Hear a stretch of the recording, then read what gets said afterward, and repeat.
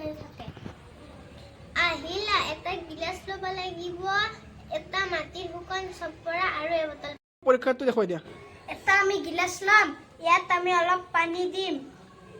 তাৰ পাছত ইয়াত আমি এচপৰা মাটি দিম তাৰ পিছত এইবাৰ আমি দেখিবলৈ পাম যে মাটিৰ বুৰবুৰণি উঠিছে সুকন্যা কোৱা মাটিৰ কণিকাবোৰৰ মাজত ফাঁক থাকে সেই ফাঁকবোৰত বায়ু সোমাই থাকে সেইবাবে বুৰবুৰণিৰ সৃষ্টি হৈছে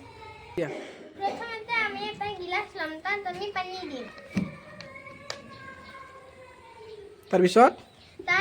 আমি মাটিৰ এটা শুকান চপৰা দিম তাৰপিছত কি হ'ব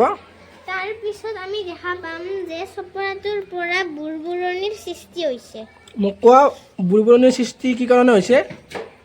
কাৰণ চপৰাটোৰ ভিতৰত সৰু সৰু ফুটা আছে সেই কাৰণে বুৰবুৰণিৰ সৃষ্টি তাত বায়ু সোমাই থাকে